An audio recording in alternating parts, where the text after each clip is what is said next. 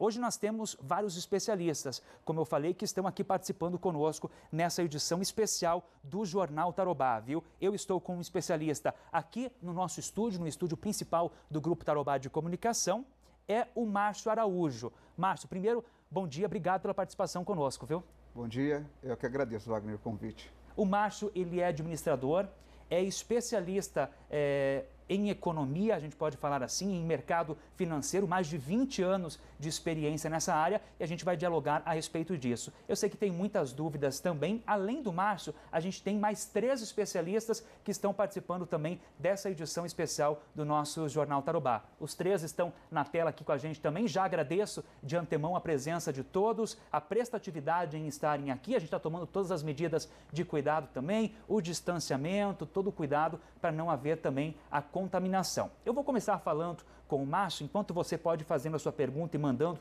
para o nosso WhatsApp sobre o mercado financeiro, você é empresário, você é comerciante. Antes eu quero convidar o Márcio e você aí de casa para a gente acionar novamente o nosso repórter Carlos Turmina. Carlos e Jean voltam a participar conosco agora, porque falando de comércio, de reabertura ou não, nós tivemos ontem manifestações em basicamente boa parte das cidades aqui do nosso estado do Paraná. O Carlos volta a participar conosco ao vivo aqui e tem informações, Márcio, inclusive sobre essa manifestação em prol da abertura do comércio em Cascavel, feita ontem. Carlos.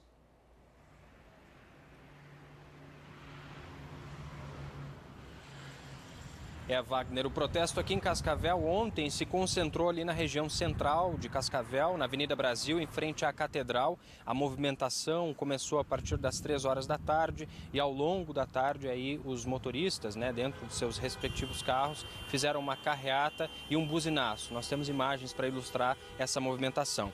Eles são comerciantes, empresários que protestaram contra o fechamento do comércio aqui na cidade. Eles querem a volta do trabalho já no dia 1º de abril. A Polícia Militar, a Guarda Municipal, agentes da CETRANS acompanharam a manifestação. Não houve a divulgação em relação a números de veículos que tenham participado.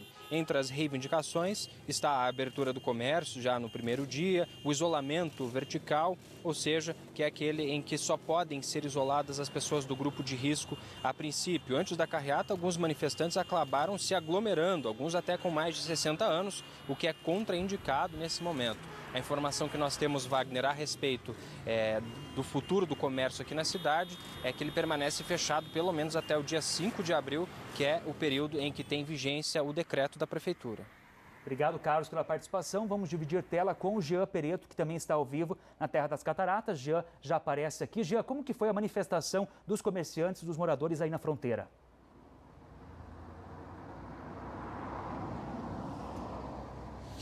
Olha, Wagner, eu estou aqui na Praça da Paz, próximo à Praça da Paz, na verdade, porque foi aqui que terminou, de fato, essa carreata, essa manifestação que começou às 10 horas da manhã no gramadão da Vila A, aqui em Foz do Iguaçu. Foram muitos motoristas, não temos a estimativa de quantos veículos estiveram nessa manifestação, mas o fato é que circularam pelas principais avenidas, aí saindo do gramadão, passando pela Avenida Paraná, circulando aqui por parte da Avenida Brasil e no entorno aqui da Associação Comercial, Prefeitura, a Catedral aqui de Foz do Iguaçu. Foram muitos veículos e as pessoas pedem de fato pela reabertura do comércio. Ainda não se sabe se ocorreu algum acordo, reuniões estavam previstas aí entre a Associação Comercial, representantes desses manifestantes e também com o prefeito. O fato que a gente vai acompanhar no começo da semana, na segunda-feira, para ver se o comércio retorna ou não. Uma informação que tem também circulado por aqui, não temos ela ainda de forma oficial, no entanto, a expectativa é que o Paraguai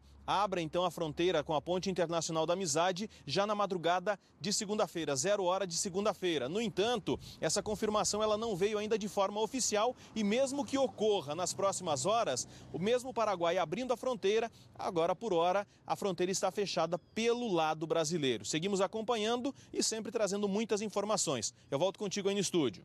Obrigado, Jean, também pela participação. A gente falando de mercado econômico, de mercado financeiro. A preocupação, Márcio, neste momento, claro que é com a saúde. A gente poupar vidas, mas não tem como imaginar que o comerciante, que o empresário, que o autônomo, não tem como a gente desviar disso e falar que ele não está preocupado. A preocupação é de todos nós. E aí a pergunta que fica, como nós podemos driblar essa crise? Claro, a dificuldade virá neste momento em que a orientação é para ficar em casa. O que você pode dizer, Márcio? É uma bela pergunta. Quando nós olhamos para tudo que o governo está fazendo, ontem o ministro Paulo Guedes, ele teceu uma entrevista e ele disse que são duas ondas. A primeira onda é a onda da saúde, que a gente tem que cuidar, que é a questão do Covid-19. E a segunda onda é a econômica, a gente tem que se preocupar que também ela pode ter um impacto ainda maior, e quando a gente fala a cauda longa, né, porque tem o cometa e tem a cauda que vai ficar.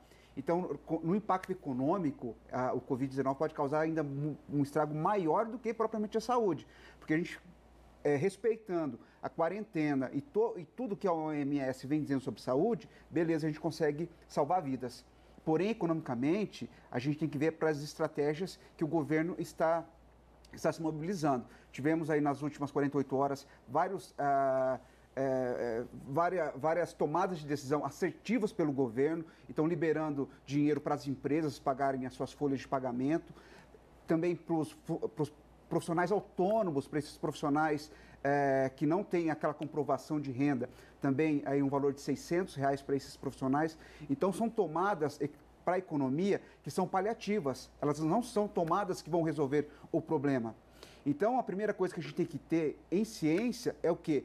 Que as pessoas que estão em quarentena, que vão ser beneficiadas com isso, que esse dinheiro, a gente sabe que tem toda essa questão que vai ser tratado da gente ficar recluso, que a gente, quando tem um dinheiro, a gente vai querer ter o impulso de querer consumir, a gente tem que pegar e pensar muito bem como vai usar esse dinheiro. Porque tem muitas pessoas que vão querer comprar coisas que, por mais que estejam fechados, mas drive-thru está funcionando, vai querer comer uma comida especial, comida diferente e tal. Então a gente tem que ter muito cuidado com as escolhas que a gente vai estar utilizando esses recursos também que vão ser disponibilizados pelo governo. Então são várias decisões que têm que ser tomadas agora. A gente fala o seguinte, primeiro é a saúde, mas só que a gente tem que pensar com muito carinho para o nosso bolso também. A saúde financeira é muito importante. Pode mandando a sua pergunta a respeito desse assunto também, que a gente vai falar a respeito de economia agora. Pergunta que chega também envolvendo economia, mais uma, e a gente vai ler agora, já pinta na tela aqui, informação que vem pelo nosso WhatsApp, dúvida, o Márcio está aqui comigo e ajuda a esclarecer. O Arnaldo também de Cascavel, ele pergunta o seguinte, essas medidas econômicas, Márcio, de subsídio, anunciadas pelo governo, elas valem para todas as empresas ou isso pode ser um problema futuro também? Bela pergunta. Para as empresas que têm que ter um faturamento que elas são de médias para grandes, né? MEI, o microempreendedor individual, entra naquele caso dos R$600. Para as empresas, já que são de pequenas e médias empresas, essas empresas são classificadas e elas vão ter esse benefício de ter aí o poder financiar 2 folhas de pagamento. Então, durante 2 meses, com carência de 6 meses para pagar a primeira parcela e uma taxa de 3,75 ao ano, que é a taxa Selic.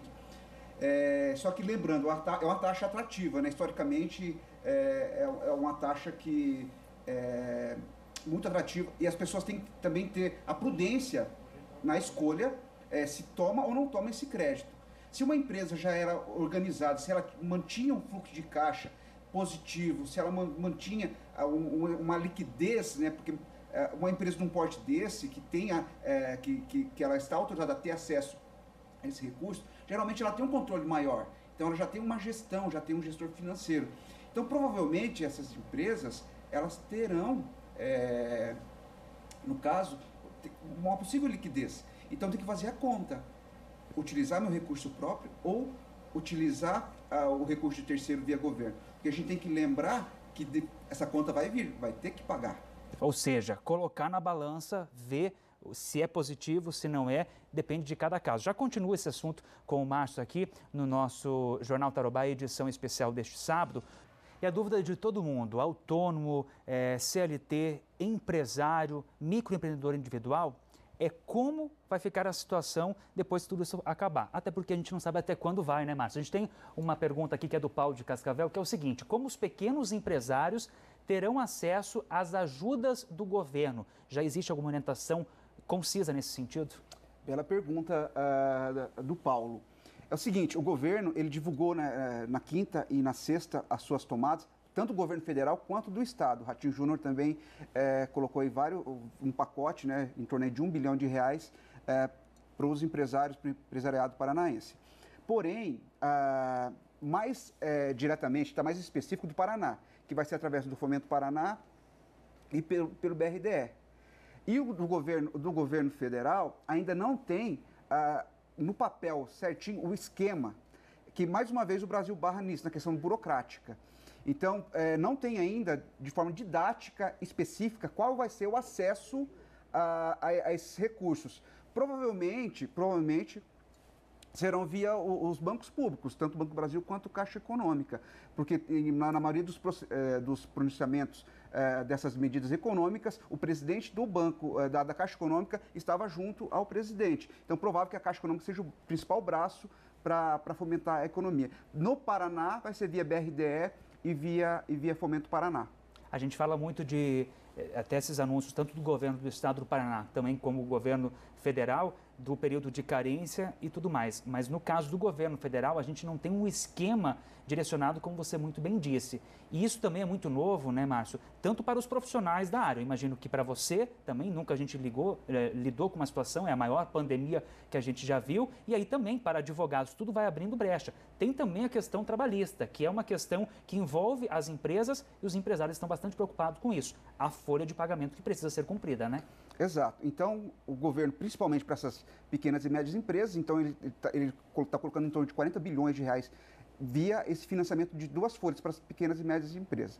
Anterior a isso, ele também já fez várias tomadas, como a antecipação do PIS, PASEP, assumindo parte também do salário de funcionários, em torno aí de 25% da folha de pagamento desses funcionários. Então, assim, o governo também está preocupado com isso, porque o pós, né, como diz o ministro Paulo Guedes, a segunda onda, que vai bater direto no impacto econômico, é a preocupação. E o desemprego também mata, né? As pessoas morrem de fome, porque não tem ali o dinheiro para comprar seus recursos básicos. Então, a preocupação é, sim, muito séria isso. Até ontem, Wagner, eu estava lendo sobre setores, porque a gente olha assim para o setor comércio, varejo, né? Que a gente vê essas manifestações e tal. Só que tem setores, né, que a gente, quando coloca a lupa e começa a observar, são setores que já estão sendo muito afetados. Eu li ontem sobre o setor de rosas, que é a principal produção na região de Olambra, em São Paulo, que já do dia 15 de março para cá já é um prejuízo de 500 milhões de reais, porque todos os eventos foram cancelados, então não tem quem compra, quem vai consumir. Não tem o giro desse produto. Não tem o giro, então são 500 milhões. E se até o dia, vamos dizer o seguinte, se esse ciclo do vírus não parar até antes do Dia das Mães, que é a principal data desse nicho, praticamente 100% dos empresários e dos produtores rurais que trabalham com flores, com rosas, vão estar falidos. Ou seja, é uma cadeia enorme e a gente não sabe até quando vai isso, né? A gente ia vendo imagens do comércio enquanto dialogávamos, tudo fechado, uma situação estranha para todo mundo. Olha só, comércio fechado aqui em Cascavel, pouca circulação de pessoas, essa é a recomendação até o momento, mantenha-se em casa se você não trabalha em serviço de saúde, em serviços de primeira demanda, ou seja, mercado, farmácia. E, Márcio, a gente tem uma pergunta que vem da Patrícia Sonsin, nossa apresentadora, que também envolve o setor econômico. Patrícia. Pois é, Márcio, a gente observa que muitos países, nesse enfrentamento da pandemia, eles têm disponibilizado, vamos dizer assim, cifras bilionárias para isso, mas muitos outros países têm essa economia mais reduzida. No caso do Brasil, por exemplo, não seria interessante a gente usar as reservas internacionais, ou também chamada de reserva cambial? Porque, por exemplo, só em 2019 aí somamos 350 bilhões dessas reservas, Márcio. Ela falava da questão da reserva internacional, da reserva cambial, se de repente não seria uma saída o Brasil usar esse recurso neste momento. Olha, a pergunta muito inteligente por parte da Patrícia, não sei se foi a Patrícia ou se foi uma telespectadora que fez, mas é o seguinte, por outro lado, nós temos que cuidar, porque nós temos o impacto do câmbio. Porque junto com o coronavírus, a gente vê também agora uma disputa internacional sobre o petróleo, que impactou direto também. O 5,10 que fechou ontem o dólar, não é só o impacto do coronavírus, tem outras coisas que impactaram o aumento do câmbio nos últimos meses, nos últimos dias. E uma das estratégias que o governo tem para fazer frente, para segurar o dólar, o câmbio, é utilizar as swaps cambiais, e eles utilizam como laço essas reservas, que ele tem que ter essa reserva em dólar. Então, utilizar hoje a reserva de dólar para injetar na economia real, para minimizar o impacto do coronavírus, é a mesma coisa de tampar um buraco e colocar outro.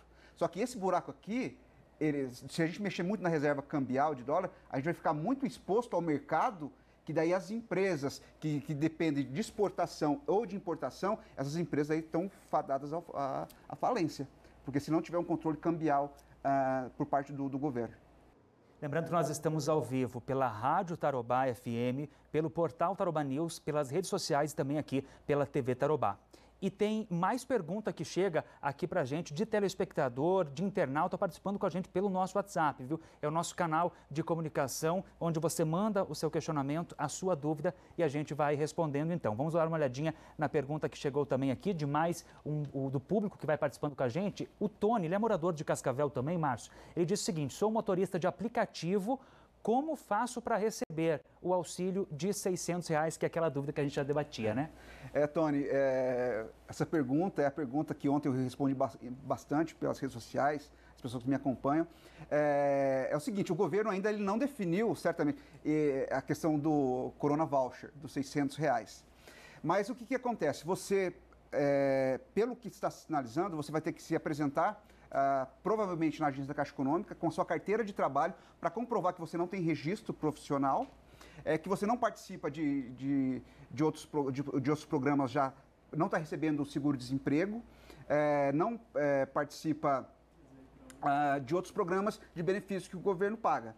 Então, essas são as principais características. Comprovar que você não é registrado através da carteira de trabalho, não está recebendo seguro-desemprego e provavelmente ir à Caixa Econômica. Essa que vai ser o procedimento. E até se colocaram em xeque a questão de fraudes, né? Mas até o governo ele se manifestou na seguinte situação, que nesse momento não vai ter que fazer um filtro uma peneira tão fina, porque senão o dinheiro não consegue chegar na mão de quem está precisando.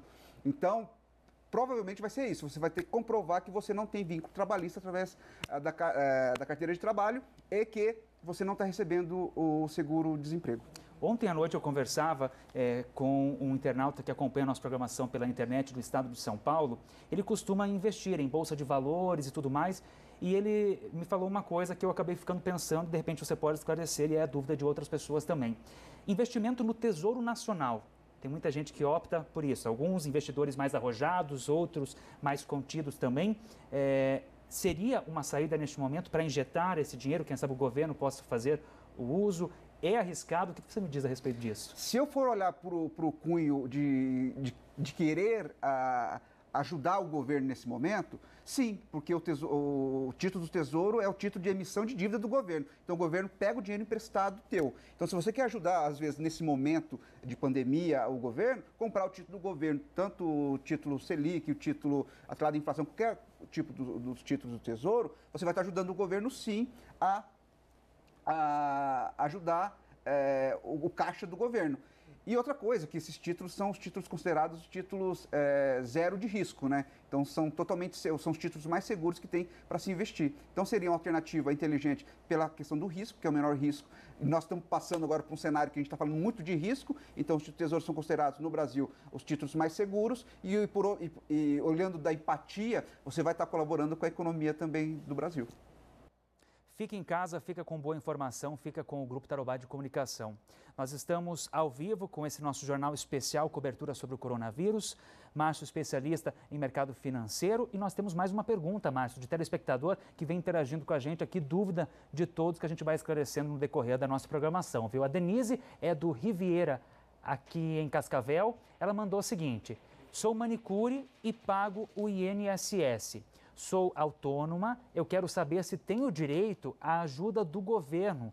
Onde eu devo ir? Como eu devo proceder? Então, a pergunta da Denise, eu imagino que seja a pergunta de muita gente, de muitos autônomos que estão acompanhando o nosso programa. Não só da Denise, que ela trabalha como manicure. Sobre essa questão, eu imagino que cai também um pouquinho naquilo que a gente discutiu antes. Você consegue responder para a gente qual seria a orientação para essa trabalhadora? Para a Denise, e tem outra informação que é importante. Se a Denise ela for mãe solteira, né, se ela for a a cabeça financeira dessa casa, ela tem direito, além dos R$600, que é o recurso destinado para os autônomos, ela tem direito a mais 600. Então, seria 1.200, desde que ela comprove que ela é solteira, que ela tem, por exemplo, ela é chefe da casa. Então, ela tem direito a R$1.200. E da mesma forma, como a gente já tinha de forma anterior comentado, o Corona Voucher, que é destinado para esses autônomos, ainda não tem formalizado qual vai ser o procedimento. Provavelmente na segunda-feira será dito qual vai ser o passo a passo para as pessoas terem direito a receber. Mas no caso dela, se ela for a chefe da casa, ela tem direito, além dos 600, mais 600. Então seriam R$1.200. Ou seja, assim como a Denise e outros autônomos que estão acompanhando a gente também, essa situação de ser a provedora do lar, tem um filho, alguma coisa assim, vale para as outras profissões também? Então, só na questão dessa classe que o governo está beneficiando, da classe dos autônomos, dos profissionais autônomos, daqueles que não comprovam renda, que não tem, como a gente disse, como vai ser comprovado isso? Através da carteira de trabalho, não está recebendo o seguro-desemprego, eles terão acesso a esse recurso de R$600. As mulheres, que são as provedoras desses lares, aí ela tem um benefício, tem um bônus de mais R$600. Então, para essas mulheres serão R$1.200, que eu acho muito justo por parte do governo. Wagner. Olha, neste momento é importante a gente deixar claro a empatia, cuidar do outro, principalmente para que você não transmita qualquer tipo de doença, viu? Isso vale para a gripe, vale para H1N1 e vale também agora no caso do coronavírus. Falando de economia ainda, Márcio, nós temos mais uma pergunta que chegou para a gente, quase no fim do nosso programa especial aqui, que é da Eleandra Triques, moradora aqui de Cascavel. Eu sou diarista, mas não sou chefe de casa. Meu marido tem trabalho também, mas ele está parado. Nesse caso, posso receber algum benefício? Entra naquela questão de dobrar o suporte ou não? Se ela não for registrada, se ela não tiver nenhum registro, se for diarista autônomo, ela tem direito aos R$600 neste caso. Aproveitando essa questão dos R$600, nós temos que deixar claro o seguinte: não tem, o governo não divulgou link para cadastramento. É um golpe isso, tá? Para coletar dados das pessoas. Então, se você receber um e-mail, uma mensagem para se cadastrar, para receber os R$600, isso é fake news, tá? Tome cuidado nesse aspecto. E sobre os R$600, tem que lembrar que você não precisa contribuir com o INSS. Então, se você, um exemplo, o baleiro do semáforo, o pipoqueiro da praça, que não contribui com o INSS, esses também terão acesso aos R$600. Não precisa ser contribuinte do INSS. Ou seja, todo mundo que é autônomo tem também essa questão de suporte. Mais uma pergunta, a última então, do Patrick Nascimento, morador de Cascavel. Tem o seguro-desemprego para receber, mas não tem o cartão. Como que eu faço para receber agora com os bancos fechados? Aí é uma questão de... A Caixa Econômica, ela tem que, mesmo que você não tenha o cartão, provavelmente a Caixa Econômica ela vai estar criando, porque ela vai ser o braço principal do governo. Então, provavelmente a Caixa vai estar abrindo as suas agências, provavelmente na próxima semana, por demanda dessas medidas que foram tomadas pelo Ministério da Fazenda, do governo. Então, vai estar aberta. Então, se você não tem um cartão, provavelmente na boca do caixa você vai conseguir estar sacando o seu seguro-desemprego. Obrigado, Márcio. Obrigado, pessoal que participou com a gente, mandando dúvidas do setor econômico. Muito obrigado a todos que participaram com a gente. A gente vai ficando por aqui com a nossa edição especial. Obrigado a você que ficou conosco, junto com os nossos colegas e junto com todos os especialistas. Excelente tarde. Segunda-feira. Excelente fim de semana a todos e segunda-feira estamos de volta. Se cuide, #fique em casa com a Tarobá.